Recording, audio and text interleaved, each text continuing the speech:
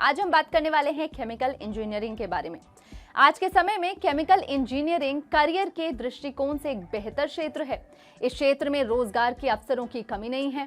Chemical पदार्थों की बढ़ती मात्रा और भागीदारी के चलते इसमें रोजगार की संभावना तेजी से बढ़ रही है। केमिकल इंजीनियर्स कई इंडस्ट्रियल सेक्टर्स जैसे plastic, paints, fuels, fibres, medicine, fertilisers, semiconductors, paper में काम करने के अलावा पर्यावरण सुरक्षा में भी अहम भूमिका निभाते हैं।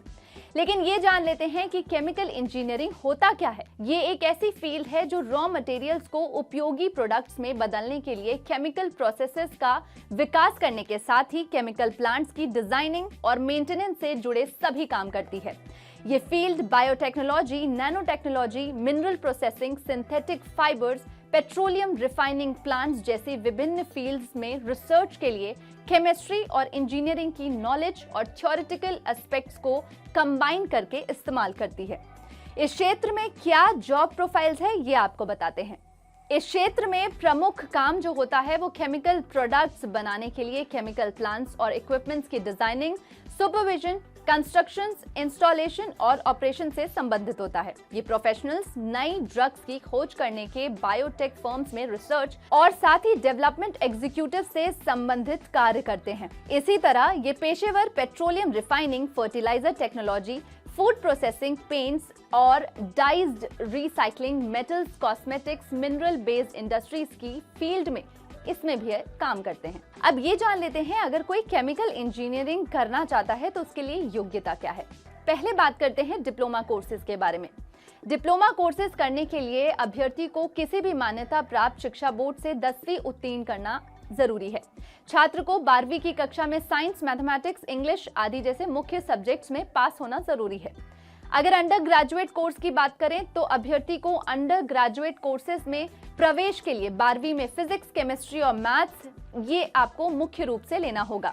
इसके लिए अभ्यर्थी को स्टेट, सेंट्रल और गैर सरकारी विश्वविद्यालय द्वारा आयोजित विभिन्न प्रकार की प्रवेश परीक्षाओं में शामिल होना होगा।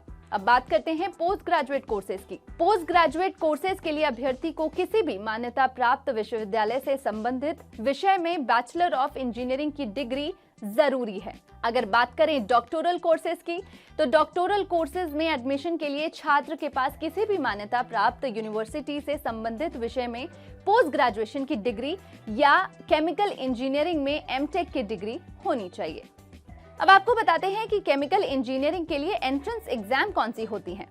तो अंडर ग्रेजुएट कोर्सेज के लिए जो एग्जाम होती है उसमें joint entrance exam main, joint entrance exam advanced, VIT engineering entrance exam, the Maharashtra common entrance test, Uttar Pradesh state entrance exam, Birla institute of technology and science admission test.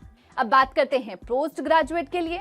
VIT university master entrance exam, graduate aptitude test in engineering, Birla institute of technology and science higher degree exam. तो दोस्तों exam आपको qualify करनी है, उसके बाद आप किन किन टॉप इंस्टीट्यूट्स में जा सकते हैं उसकी लिस्ट आपको साइड में दिख रही होगी।